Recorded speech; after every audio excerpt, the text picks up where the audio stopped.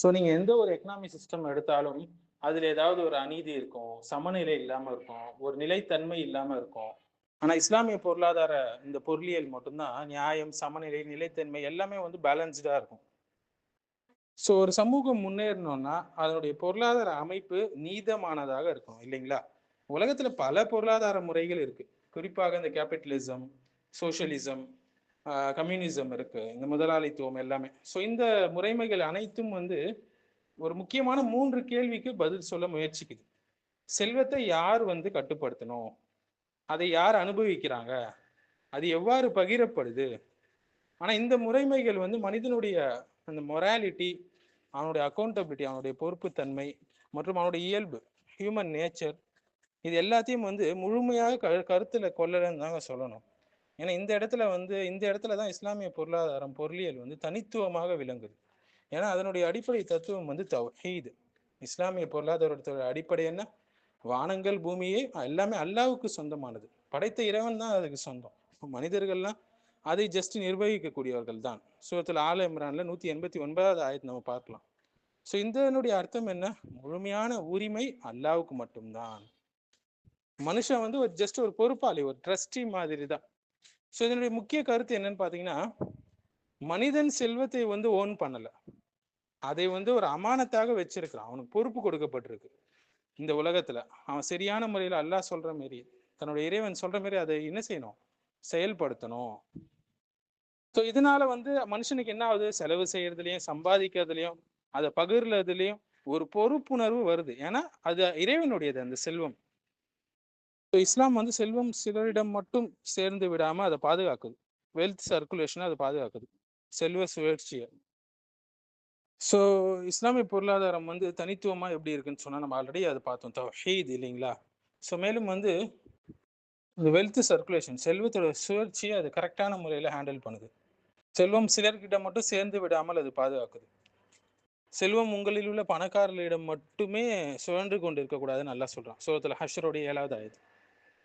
So முக்கிய கருவிகள் என்னன்னா இஸ்லாம் எப்படி பயன்படுத்தினா, ஜகாத் 2.5% செல்வம் ஏழைகளுக்கு கட்டாயமாக வழங்கப்பட வேண்டும். இது வறுமையை குறைக்குது, செல்வத்தை சுத்தப்படுத்துது, பணக்காரங்க ஏழைக்கு மத்தியில் இருக்கக்கூடிய அந்த பொறாமை உணர்வை வந்து இது அகற்றுது.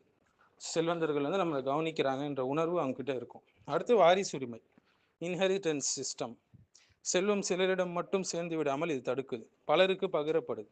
அடுத்து வக்ஃபு சொத்துகள், பள்ளி, மருத்துவமனை, கிணறு போன்ற சமூக சேவைகள் நடக்கிறதுனால அரசு இல்லாமலே சமூக நலன் வந்து வளருது இல்லையா?